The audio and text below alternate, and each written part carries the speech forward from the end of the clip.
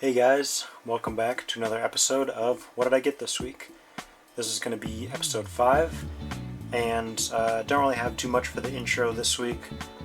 Basically the only thing is I hope I got that Amiami haul video I keep talking about uploaded before this comes out, but I guess we'll see how lazy I'm feeling, or how motivated I should say.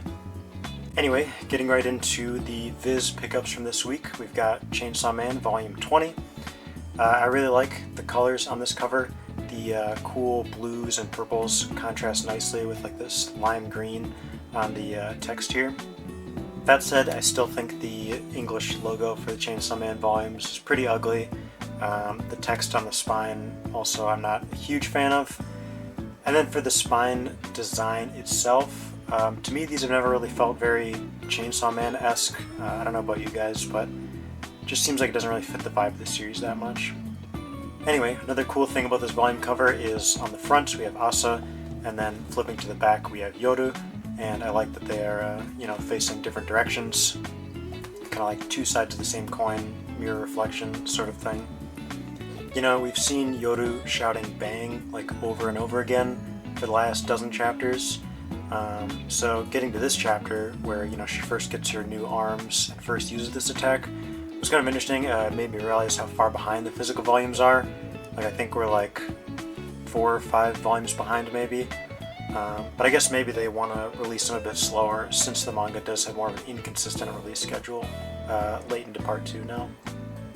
But yeah, this volume has the start of the aging devil fight, which at this point feels like it was forever ago. Just to give some context for how behind we are. I kind of don't really know how I feel about this manga anymore. With part 2, especially like these later arcs, there's a lot going on, and just reading as it's coming out, not having gone back to reread anything, a lot of it does feel kind of random, or maybe like we kind of lost the plot somewhat. But I do really like Denji and Asa and Yoru, I guess, and their whole dynamic. So hopefully everything ties together in a nice little bow soon. Feels like we're approaching the end of part 2, which, I don't know if that means the end of the series as a whole, or if we'll get part 3 or what, but yeah, definitely an interesting ride regardless of what happens. Next up, we've got volume 19 of The Elusive Samurai, and another beautiful cover, which is nothing new for the series. I really loved the ending, which was not last week, but the week before maybe. So I'm really excited to eventually get all the volumes in print. Elusive Samurai was actually my first Matsuri series, but during its run I read both Assassination Classroom and recently Majin Tante no Gami Nero, and coincidentally I actually finished Nero on the same day as the last chapter of Elusive Samurai dropped. I really love the bonus pages in these volumes that kind of turn the characters into like trading cards or like gacha pulls with like all their different stats and abilities and stuff. I think that's a lot of fun. And this volume is a really important battle for the series and features the death of one of my favorite characters, but to avoid spoilers I won't say who it is, but yeah. And since I don't want to go into spoilers, I don't have much more to say about the volume, but really enjoyed this series, and I'm glad that it got a really fitting and well done conclusion. Moving on, we've got Ruri Dragon Volume 3. These volumes are coming out pretty slowly, but that's a count of the series changing to a more inconsistent release schedule. I think it actually moved over to Jump Plus. But anyway, it's a pretty fun series, and I really enjoy the art. It's got kind of more of a simple art style, but I don't mean that in like a disparaging way. I think the series is really expressive, and the characters are very fluid looking, if that makes sense. Very like dynamic and lively. The cover here, also super neat. The yellow and white together makes for a super clean look. So, yeah. And then last up for Viz is going to be Dragon Ball Super Volume 24, which is the final volume of the series for now. So this includes everything up to the last chapter, which was released over a year ago in February of 25.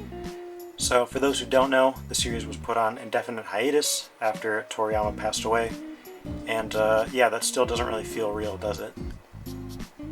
Miyuta's death has kind of sunk in for me at this point, but Dragon Ball is just such like an eternal presence in pop culture that it kind of felt like, you know, its creator would never die either. But anyway, very sick cover here with all of our current main characters in their current forms. I have some thoughts and opinions on all these, but to keep it brief, I'll just say that Vegeta's Ultra Ego is my favorite, and Beast Gohan probably my least favorite. Then if we flip to the back, we've got presumably the next main villain, which is Frieza again, but this is his brand new black Frieza form, which I will say does look pretty sick. But yeah, I really hope that this series can continue someday and reach like an actual ending, especially, you know, teasing that Black Frieza arc. But I also totally understand if they don't want to keep it going without Toriyama around to work on it. This volume gives us some fun post-DBS superhero stuff, with the Saiyans all training together on Beerus' planet, and then wrapping up everything from the manga's adaptation of the superhero movie. So yeah, kind of a bittersweet volume. Like I said, hopefully the series can continue someday, but if not, it was still a good run nonetheless.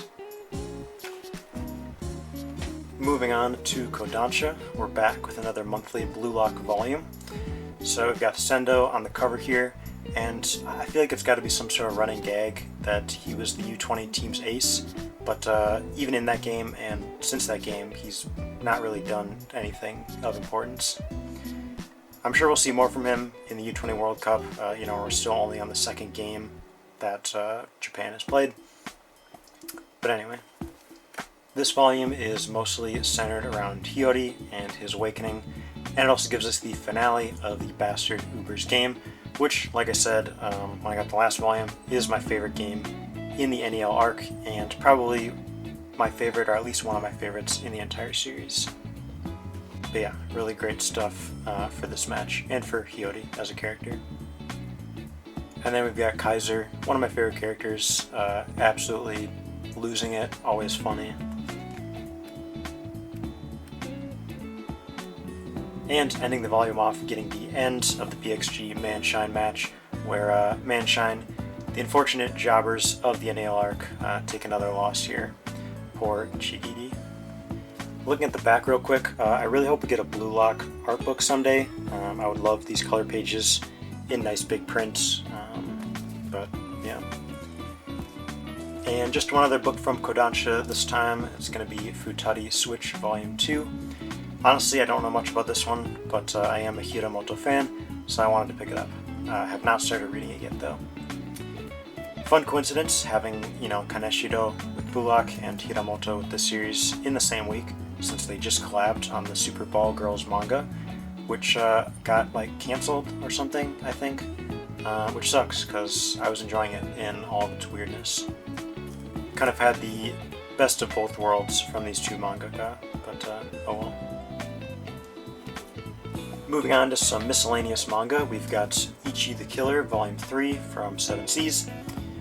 As mentioned in the video where I got the last volume of Hikari Man, I was pretty surprised when Homunculus was announced for an official release, and then Ichi the Killer here was not far behind, and we also have Hikari Man, obviously. It's really cool to be getting more like out there series that aren't just things from the biggest magazines and the most mainstream mangaka. A lot of things that, you know, for the longest time your only option was to find some sort of fan translation. And speaking of more out there series, and also something that kind of reminds me of Yamamoto, is Ultra Heaven. This is Volume 2. So I had this one on pre-order way back when it came out, and I guess they weren't able to fulfill all the orders, so it ended up getting canceled. And then it was out of stock for a long time, so I was just kind of waiting for it to come back. I kind of have like a running list of volumes that are out of stock or out of print that I check up on, and I just noticed this one came back in, so picked it up. Still waiting for Volume 3. There are only 3 volumes of this series because it's currently on hiatus, and it looks like it has been for a really long time. But whenever I can get that Volume 3, I guess I'll give it a read. And then I also really just love the optical illusion on the cover here. I don't know how well it shows up on camera, but really cool. And for my last manga pickups, we've got the monthly Baki Dual release. Not much to say, since I think we all know Baki, at least somewhat. I think volume 11 here is the end of the Baki childhood arc, and then volume 12 is going to give us the beginning of the Maximum Tournament arc.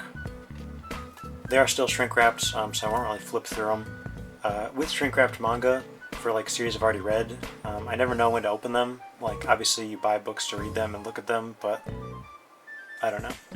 Part of me as a collector doesn't want to open them, but then obviously I do want to open them to look at them. It's weird. Anyway, I just want to mention volume 12 here. I really love this cover.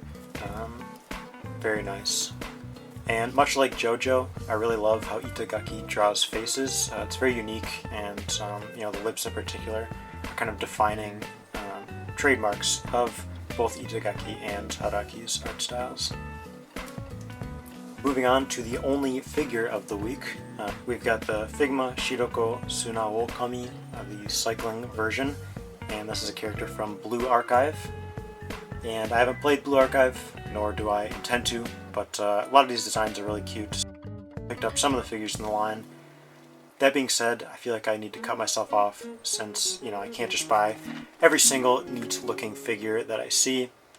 But yeah, this one was pre-ordered from Good Smile from forever ago, so it just finally got here. But I don't see myself pre-ordering many more figures from this series, probably.